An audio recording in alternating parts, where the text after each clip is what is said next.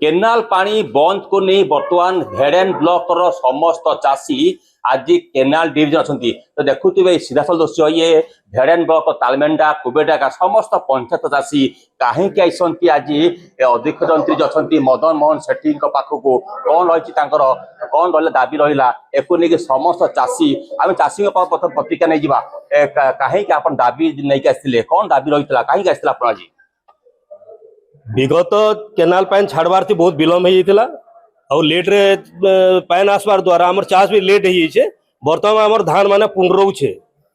माने गुरस खाबार पोजिशन के आईसे बोले यहाँ जब बंद हो पैन बोले निश्चित भाव में बहुत क्षतिग्रस्त हम चाषी मैंने से 20 तारीख तक पैन बढ़ा जो बोलिकी आम से दाबी देवार लगे अधिक जंत्री कौन आप से कहते आम फिल्ड भिजिट कलापर आम आम ग्रासरूट लेवल जेन अफिसर मैंने सब मत नेला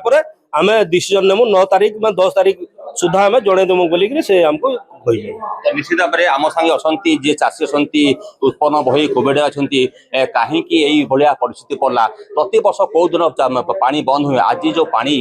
बंद नबार नहीं जो निष्पत्ति 2 मास बंद आपन दाबी देले 10 दिन एक्सटेंशन कराला जेहेतु 10 तारीख रू पुणी पानी बंद पर आपंकर चिठी आई तो आप आज निरीक्षक जंत्री पाक आसते कौन प्रति समाधान बार्ता फिटिला केबेटू पानी बंद करेंगे समाधान बाट तो फिटबार संभावना दिशुचे जेहेतु वास्तवता स्थिति के अनुध्यान करबे बोली जन निजे जंत्री कहून आमे फील्ड के चालून सेनो देखबे जे प्रकृतन 30 रु 50% धान निश्चित भाव क्षतिग्रस्त होवार संभावना अच्छे एतार कारणटा होचे जे टेल अंचल के लेट न पैन पहुँचबार लगे बोलिकी कम दिनिया धान करथिले सेटा क्षतिग्रस्त होचे से हिसाब से जेन माने 150 दिनिया धान करिचन कम से कम 140 दिन तक जदि पैन केनाल पैन पहुँची था 10 दिन ओल थी भी सेटा हई आसी असुविधा किसी नहीं न केनाल पैन लेट न पहुँचबार लगे जनवरी मासे पहुँची 10 रु 15 तारीख भितर पहुँचीबार लगे डिसेम्बर थी जेनटा पहुँचबार कथा जनवरी थी पहुँचबार लगे बोली ये असुविधाटा होइछे सेथिर लगे आमे आज आए करके आसीथिलु निर्भर प्रतिश्रुति पाइछु जे स्थिति के देखिक तार निश्चित समाधान सूत्र आम बाहर करामु बोलछन गोटे जिनस मन उंकी मारुची प्रश्नटे जे आपण कहते 20 तारीख पर्यंत पानी को एक्सटेंशन करा जाऊ जार आगुरु धान होईची तार अमल टाइम समय श्रेणी से चाषी मैंने केमती आम आज्ञा को से कथाटा भी कहलु जेन अंचल न धान अमल हबार संभावना है न पूरा पाकल अवस्था न पले आलन से केनाल के से वाटर कोर्स के पूरा बंद करा जाऊ आमर कहबार नहीं न किंतु सेता द्वारा हे तो से धान अमल हबार थिले भी 5-7 दिन टाकिले भी जो असुविधा नहीं हबार किंतु तार लगे बोलिकी जेन मानकर भल धान होइछे सेटा के मारबार संभावना के हम तो स्वीकार नहीं करि पारु सेटा के केते बेले बर्दाश्त भी नहीं करि पारु सेले कहूछु धान काहारी नहीं मरु और जेन मानकर पाकल अवस्था न भी धान हला न से ताको भी कंट्रोल करायु ताकर पैन के तो केते हेक्टर चाष जमी अछि भेड़ेन ब्लॉक रे 1000 हेक्टर प्राय तो अबे आपण प्रतिश्रुति पाइले केते कबे बंद हो कोन कृषि विभाग के जइथलो केनाल विभाग के आसीछु आज्ञा कृषि विभाग रिपोर्ट आधार नाम करमु बोले कृषि विभाग कहले जे आमे भी फील्ड के आम लोग बाक पठाउछु आमे भी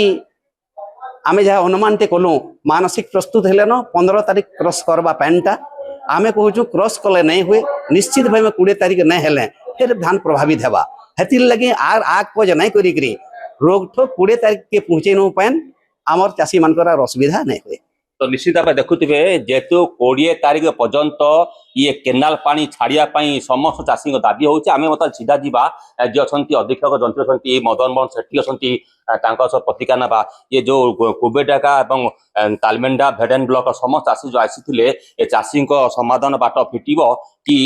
उपरस्थ अधिकारी कथा एक मदन मोहन सेठी अच्छी कथा ये परिस्थिति कहीं उपजिला कि कौ दिन पानी बंद हम ए चाषी समाधान बाट फिटब कि नहीं से लगे आम निश्चित कथा सर आप स्वागत करुच्ची आज भेड़ेन ब्लॉक चाषी आसते ये केनाल पानी बंद केबे सर बंद निष्पत्ति चाषी समाधान बाट के फिट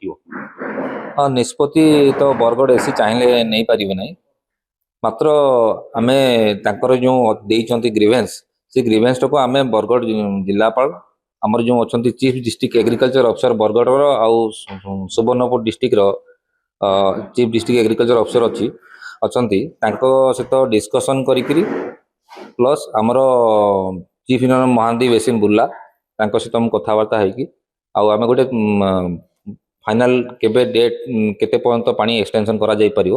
ତ ସେଇଟା ହେଲା ପରେ ମୁଁ ଆପଣଙ୍କୁ ଗଣମାଧ୍ୟମକୁ ପୁଣି ଆଉଥରେ ଜଣେଇଦେବି ଯେ ଆମେ ଏତିକି ତାରିଖ ପାଣି ଏକ୍ସଟେନସନ କରିବୁ। ସାର୍ ଚାଷୀଙ୍କ ଦୁଇଟି ସମସ୍ୟା ଅଛି। ଗୋଟେ ଚାଷୀ ଆଗରୁ ଅମଳ ଧାନ ପକେଇଛନ୍ତି, ତାଙ୍କର ଅମଳ ଟାଇମ୍ ହେଲାଣି। ଆଉ ଚାଷୀ ଧାନ 20 ଦିନ ପାଣି ନ ଆସିଲେ ଧାନ ମରିଯିବ। ଏ ଦୁଇଟି ସମସ୍ୟାକୁ ଆପଣ କେମିତି ଦେଖୁଛନ୍ତି? ଦେଖନ୍ତୁ ଗୋଟେ ଧାନ ମରିଯିବ, ଗୋଟେ ପଟେ ଧାନ ଅମଳ ହେଲାଣି। ଦେଖନ୍ତୁ ଏଇଥିରେ ତ 2-3 ପ୍ରକାର ବି ମାନେ କାରଣ ଥାଇପାରେ। ଆମର ହେଡ୍ ରିଚ୍ ମାନଙ୍କରେ ଜଲ୍ଦି ସେମାନେ ଧାନ କରିବା କଥା, ସେମାନେ ଧାନ କରନ୍ତି ବି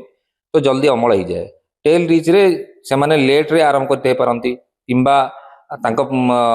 ଆଉ କ'ଣ କାରଣ ହେଇପାରେ ସେଟା ତ ମୁଁ କହିପାରିବିନି, ସେଟା ଆମର ଏଗ୍ରିକଲଚର ଅଫିସର ଅଛନ୍ତି ସେଥିପାଇଁ। ତ ମୋର ଦାୟିତ୍ୱ ହେଲା ଯେ ମୁଁ କେମିତି କେନାଲ ପାଣି ଏକ୍ସଟେନସନ କି ଆମର କେନାଲ ପାଣି କେମିତି ଦିଆଯାଇପାରିବ, ଯୋଗାଯୋଗ ମାନେ ତାଙ୍କ ଟେଲ୍ ଏଣ୍ଡକୁ ପହଞ୍ଚି ପାରିବ, ସେଇଟା ହେଉଛି ମୋର ଡ୍ୟୁଟି। ତ ସେଇଟା ମୁଁ ଦେଖିବାକୁ ଚାହେଁ। ବାରମ୍ବାର ନିଷ୍ପତ୍ତି କାହିଁ ବଦଳୁଛି? ଆପଣ ମେ 1 ରୁ ଜୁନ୍ 30 କହିଥିଲେ। ନାଇଁ ମେ 1ରେ ଆମର ବନ୍ଦ କରିବା କଥା ସବୁ, ଯେହେତୁ ଆମର ବହୁତ ଗୁଡ଼ାଏ ମାନେ କେନାଲ ମେଣ୍ଟେନାନ୍ସ କାମ ବି ଏଥର ଯେଉଁ ଟେକଅପ୍ କରାଯାଇଛି। ତ ସେସବୁ ଜିନିଷ ଯଦି ମେ 1ରେ ଆମେ ଯଦି ବନ୍ଦ ନ କରିବୁ ତ ଆମେ ତାକୁ ଆମେ ଠିକ୍ ଭାବରେ କରିପାରିବୁନି, ସାରିପାରିବୁନି। ତ ସେଥିପାଇଁ ମାତ୍ର ଚାଷୀମାନଙ୍କ ବି ତ ମାନେ ତାଙ୍କର ଦୃଷ୍ଟି ଆଖି ଆଗରେ ରଖିବାକୁ ପଡ଼ିବ, ତାଙ୍କର ଅର୍ଥନୈତିକ ଆଉ ମାନସିକ ସ୍ଥିତି କେମିତି ତାଙ୍କର ଇଏ ଠିକ୍ ହେଇପାରିବ। ତ ଯାହା ବି ହଉ ଦେଖାଯାଉ, ଆମେ ଚେଷ୍ଟା କ'ଣ 2 ମାସ ଯୋଉ ବନ୍ଦ ହବା ଆକ୍ଚୁଆଲି ମେଣ୍ଟେନାନ୍ସର ଜରୁରୀ ଅଛି କି ଉପରୁ ଚାପ ପଡୁଛି? ମେଣ୍ଟେନାନ୍ସ ଜରୁରୀ ଅଛି। ମେଣ୍ଟେନାନ୍ସ ଯଦି ନ କରିବା ଆମର କୋଉଠି ରିସିଲ୍ଡିଂ ନ ହବ, କୋଉଠି ମାନେ କେନାଲ ହାଇସିନ୍ ଯାକ ରହିଯାଉଥିବ, ନହେଲେ ପାଣି ଦେଇ ହବନି। ଆଉ କୋଉ ଜାଗାରେ ହଳିଆ ହେଉଥିବ, କେନାଲ ବ୍ରିଚ୍ ହେଇଯିବ, ତ ସେସବୁ ଜିନିଷ ଆମକୁ ଗୋଟେ ତଦାରଖ କରିବା ପାଇଁ ବି ଆମକୁ ମାନେ ଟାଇମ୍ ମିଳେ, କୋଉ ଜାଗାରେ ଆମେ ସେଇଠି କାମ କିଛି କିଛି କରିବାକୁ ପଡ଼ିବ। ତ ସେଥିପାଇଁ ଆମର କ୍ରିଟିକାଲ ମେଣ୍ଟେନାନ୍ସ ଗ୍ରାଣ୍ଟ ଅଛି, ଆମର ମେଣ୍ଟେନାନ୍ସ ଅଫ୍ କେନାଲରେ ଯେଉଁ ଆସୁଛି। ପ୍ଲସ୍ ଏବେ ଯେଉଁ ଆମର ହୀରାକୁଦ କମାଣ୍ଡରେ ଯେଉଁ 855 କୋଟି ଟଙ୍କାର ଯେଉଁ ପ୍ୟାକେଜ ଆମର ବୁର୍ଲା, ବରଗଡ଼, ବରପାଲି 3ଟା ଡିଭିଜନରେ ଯେଉଁ କେନାଲ ମେଣ୍ଟେନାନ୍ସ ଆମର ଯେଉଁ ନୂଆ ବ୍ରିଜ ନିର୍ମାଣ କରିବାର ଅଛି ଆଉ ପୁରୁଣା ବ୍ରିଜର ପୁନରୁଦ୍ଧାର କରିବାର ଅଛି, ତ ସେଇଗୁଡ଼ିକ କାମ ଯାକ କରିବାକୁ ହେଲେ ଆମକୁ କେନାଲ ମାନେ ଯେଉଁ କ୍ଲୋଜର ପିରିୟଡ଼ରେ ହିଁ ଆମକୁ ତ କାମ କରିବାକୁ ପଡ଼େ। ତ ସେ ତାକୁ ବି ଆମେ ଆଖି ଆଗରେ ରଖିବା, କାହିଁକି ନା ଯେଉଁ ଗୋଟେ ବ୍ରିଜର ନୂଆ ବ୍ରିଜ ହେଲା ସେଇଟା ବି ତ ଚାଷୀମାନଙ୍କ ପାଇଁ ହିଁ ତ କରାଯାଉଛି। ସେ କନସର୍ନ ଯେଉଁ ପାଖରେ ଯେଉଁ ଗାଁ ଲୋକଙ୍କ ମାନଙ୍କ ପାଇଁ କରାହେଉଛି। ତ ଆମେ କ୍ଲୋଜର ଯଦି ନ ପାଇଲେ ଆମେ କାମ କେମିତି କରିବୁ? ସାର୍ ଏକ୍ସଟେନସନ ହବ ନା କିଛି ଆଉ 15 ତାରିଖରେ ଆପଣ ଦେଖ ମୁଁ କଥା ହେବି, ମୁଁ ସାର୍ଙ୍କ ସହିତ କଥା ହେବି, ଜିଲ୍ଲାପାଳଙ୍କ ସଙ୍ଗେ କଥା ହେବି, ମୁଁ ଆଉ ଚିଫ୍ ଡିଷ୍ଟ୍ରିକ୍ଟ ଏଗ୍ରିକଲଚର ଅଫିସର ଆମର ବରଗଡ଼ ସୁବର୍ଣ୍ଣପୁର ଯେଉଁ ଅଛି ତାଙ୍କ ସାଙ୍ଗେ କଥା ହେବି, ମହାନଦୀ ବେସିନ୍ର ମୁଖ୍ୟ ଯନ୍ତ୍ରୀଙ୍କ ସାଙ୍ଗେ କଥା ହେବି। ତ କଥା ହେଲା ପରେ ଫାଇନାଲ ହେଲା ପରେ ମୁଁ ଆପଣଙ୍କୁ ଜଣେଇବି। ତ ନିଶ୍ଚିତ ଦେଖୁଥିବା ଯିଏ ଥିଲେ ଜଳସେଚନ ବିଭାଗର ଅଧିକ ଯନ୍ତ୍ରୀ ମଦନ ମୋହନ ସେଠୀଙ୍କ ପ୍ରତିକ୍ରିୟା, ଇଏ ଅଧିକ ଉପସ୍ଥିତ ଅଧିକାରୀଙ୍କ ସହ କଥା ହେବେ, ଜିଲ୍ଲାପାଳଙ୍କ ସହ କଥା ହେବେ ଏବଂ କ'ଣ ନିଷ୍ପତ୍ତି ବାହାରୁଛି, ଚାଷୀଙ୍କ ସମସ୍ୟା କେମିତି ସମାଧାନ ହେବ ଏବଂ ତାଙ୍କର ଯେଉଁ ଡିମାଣ୍ଡ ଅଛି 10 ତାରିଖ ପରିବର୍ତ୍ତେ 20 ତାରିଖକୁ ପାଣି ଛଡ଼ାଯାଉ ଏବଂ 20 ତାରିଖକୁ ପାଣି ବନ୍ଦ କରାଯାଉ। ଏ ପ୍ରତିଶ୍ରୁତିକୁ ପାଳନ କରିବା, କେତେ ପ୍ରତିଶ୍ରୁତି ପାଳନ କରିବେ ଅଧିକ ଯନ୍ତ୍ରୀ, ତାହା ଉପରେ ଚାଷୀଙ୍କ ନଜର। ବରଗଡ଼ କ୍ୟାମେରା ପର୍ସନ ଅତିଶଙ୍କ ସହ ସୁବାଦରା ରିପୋର୍ଟ।